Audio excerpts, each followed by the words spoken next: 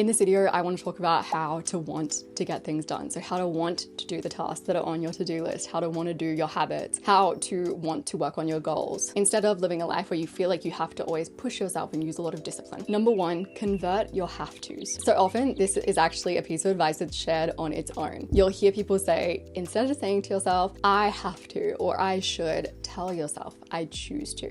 I choose to do the dishes. I choose to answer my email. And as nice as it would be to be able to sit there and be like, actually, I'm choosing to do this, and then feel a little surge of motivation hit you, that just doesn't happen. So what can you actually do to turn your have-tos into choose-tos? Start adding choice. This is something that parents get on a whole different level. You'll see a parent with a willful toddler and they'll be saying things like, gotta go to the car, do you want to skip to the car or do we want to hop to the car? We've got to tidy, do you want to tidy your blocks first or do we want to put away these dolls first? The end result is always what the parent wants. So the parent wants the room to be clean, they want to go to the car, but the toddler gets to pick the way in which they get to the end result. And that's because sometimes when a kid is told directly what to do and how to do it, it feels like a threat to their autonomy, it feels like a threat to their freedom. Sometimes you, as a grown adult, when you're being told what to do, maybe even by your past self, you can feel like your freedom and your autonomy is being threatened. So you just feel less willing and motivated to get things done. So if you want to feel more naturally motivated to get things done, try adding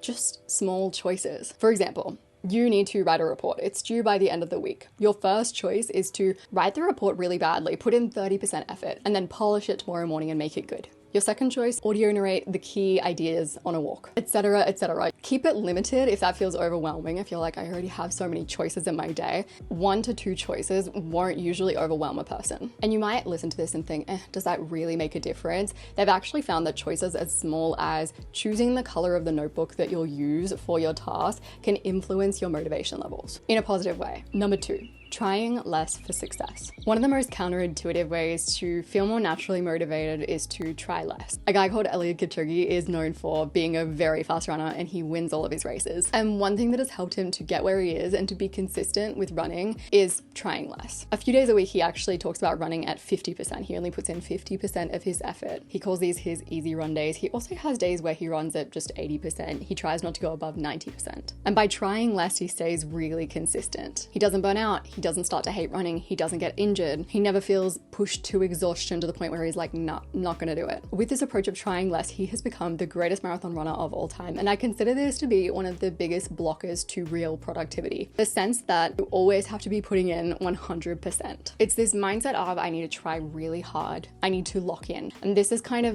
the vibe of the whole productivity world. Obviously, on some days, you do want to try really hard. There are days when you should be putting in 100%, but if you're putting in 100% all of the time, at some point your brain is going to rebel. The good news is that this can be rewired. One person I've seen do this well is Marissa Joe, an online content creator. She does bare minimum Mondays. So she used to wake up on a Monday, feel stressed and overwhelmed, feel like she was already behind, until she was like, no, this isn't happening. Instead, I'm gonna start doing bare minimum Mondays where I just put in the bare minimum. Doesn't mean she doesn't do things, but it just means that she kind of takes it easy. And taking it easy doesn't even mean that you'll do less. Sometimes taking it easy means that you end up doing more. For example, Robert Kriegel, a mental coach, was once training a bunch of world-class sprinters. And he was watching these sprinters doing a practice run and he was like, these sprinters are so tense, they are so tight. So he said, let's run again, but this time I want you to put in 90% of your effort. You want to run at 9/10 your normal intensity. When he gave this instruction, all of the sprinters ran faster. Putting in less effort led to better results. One of the sprinters even set an unofficial world record. Sometimes when you try too hard, it's to your detriment. You're self-sabotaging. You end up doing less. You end up burning yourself out and you don't want to do other things. There's this big negative knock-on effect to always trying too hard. So if you're listening to this and you're thinking, I couldn't possibly try less, there's so much to do, I just need to put in effort and lock in, realize that trying hard doesn't always work out well.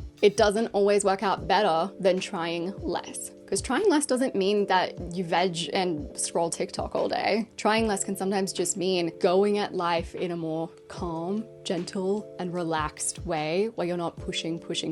It's kind of like when you're driving somewhere and there's someone that's speeding past you, but you know there's a red light that's gonna come up, that you're gonna be stopped at the same red light looking over at them. Them speeding isn't actually getting them anywhere quicker. To take action on this, pick one day in your next week that is your bare minimum 50% 50% day. Number 3, work with how motivation actually works. Most people can remember a time where they felt naturally motivated to do something boring. Maybe you've woken up and gone, today I'm going to clean out that garage. Not a fun task. There's no deadline pressuring me. There's no sense of panic making me do this. But yeah, I feel like doing that right now. These are moments of natural motivation. And if we know that we can have them, how do we create more of them? How do you feel more naturally motivated to do stuff that benefits future you? So you need to treat your brain a bit like ChatGPT in that it needs direction. It needs crystal clear clarity around what you want to feel motivation towards, what your priorities are. If you don't have that, you might feel natural motivation, but it'll be for stuff that just isn't going to get you where you want to go. And this is typical stuff. You need to let your brain know, these are my due dates, these are my areas of responsibility, so on and so forth, with a weekly brain dump or even a daily to-do list. Then you need to be clear about what is blocking your natural motivation, because we can feel natural motivation to do stuff that's not fun. It happens all the time. Almost always the thing that blocks you from getting things done isn't the task itself, it's your thoughts and your feelings about the task. You just don't want to face those thoughts and feelings, so you're not going to get natural motivation to do that thing. You're not procrastinating cleaning out your garage, you're procrastinating the feeling of overwhelm that it gives you to even think about that task. You're not procrastinating booking the appointment, you're procrastinating the feeling of guilt at having left booking that appointment so long, potential judgment from the person on the other line that is imagined that you probably won't actually experience, which is why you need to face the flinch. Number 4, facing the flinch. If you want to feel more naturally motivated to do stuff, you need to face the feelings and the thoughts that are blocking your natural motivation. Because your brain, instead of giving you the energy to do something, it will sense that there's something that you're avoiding emotionally, that there are thoughts and feelings you don't want to experience, and it's instead going to direct its energy towards helping you to avoid getting that thing done. So how do you get better at this so that you feel more natural motivation to get things done? As you bring any task to mind that's on your to-do list, allow yourself to have any feelings about it that come up and to think any thoughts about it that come up without flinching. And usually when you do this, thoughts will start to come up about why you're feeling any kind of resistance towards a task. So you'll be like, oh, I'm avoiding texting that person because actually I haven't texted them in so long that I feel like a bad friend. And I don't want to face the feelings associated with potentially being a bad friend. That doesn't line up with how I see myself. That's hard to think about. Therefore, I won't text them back. Or I'm avoiding picking that package up because I feel embarrassed that I've left it for too long and I don't want to be with feelings of embarrassment. So long as you have thoughts and feelings that go unaddressed, that you don't want to look at, that you don't want to think or feel, you're always going to feel more resistant towards getting things done. Your natural motivation will always be blocked because it's your brain protecting you. Reliably, when I face my feelings and my thoughts about a task, I am much more likely to feel natural motivation to get that thing done. And that's because your brain realizes, actually, I can tolerate those thoughts and feelings. I'm capable of sitting with those thoughts and feelings. Those thoughts and feelings aren't scary. They're not going to hurt me. I don't need to avoid them. Number 5. Invisible rules. To get better at feeling more naturally motivated, to feel like you're not having to push yourself to get things done, you need to be able to find and address the invisible rules that you hold. This is one of the biggest natural motivation killers. Invisible rules about what you should do, invisible rules about how you should do those things, and invisible rules about what's even possible. And if you want to get things done with less fussing, you want to be more productive with less effort, you need to get good at noticing and questioning these invisible rules. A good example of someone who noticed their invisible rules and did something about them is a guy called Kareem who runs Subway Takes. So he interviews people on the subway for their hot takes, and he's talked about how he has untreated ADHD, and his past life was him doing the same thing day in, day out. He ended up on medication for his ADHD because he was like, I actually can't get through my days without medication.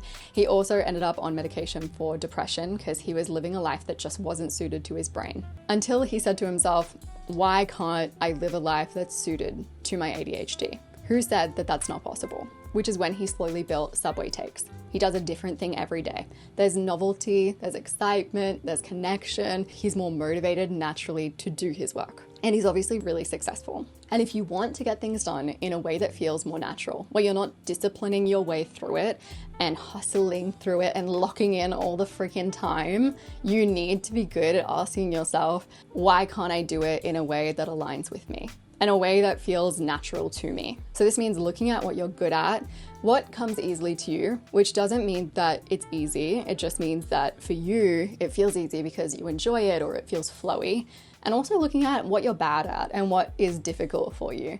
And then asking yourself, okay, well, why can't I work in alignment with all of this? How do I live a life that works with my nature?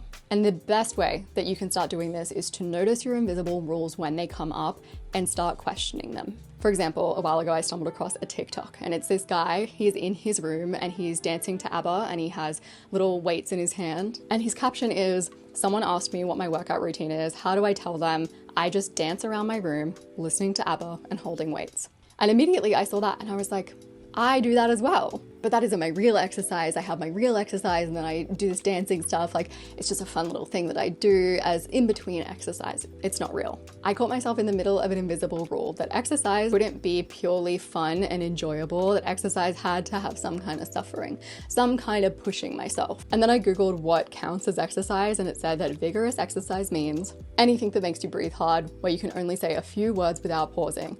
Sure enough, dancing around your room with weights is actually exercise. I had an invisible rule that was stopping me from working in more alignment with how I am and what I enjoy. To get more natural motivation, start hunting for your invisible rules. So really asking yourself, what am I assuming has to be done? How am I assuming that has to be done? What are my strengths and what are my weaknesses, and how can I use those, get creative, and do this in a way that aligns with my natural talents and skills? If you liked this video and you want to get things done in a way that is more aligned with you and how you work, if you want to experience more natural motivation, I have a whole playlist full of videos that you might enjoy. I'm going to have that linked on the screen. It's my productivity playlist. So if you're glowing up your productivity for 2026, you can watch that on the screen down below. I appreciate you so much, and I will see you soon.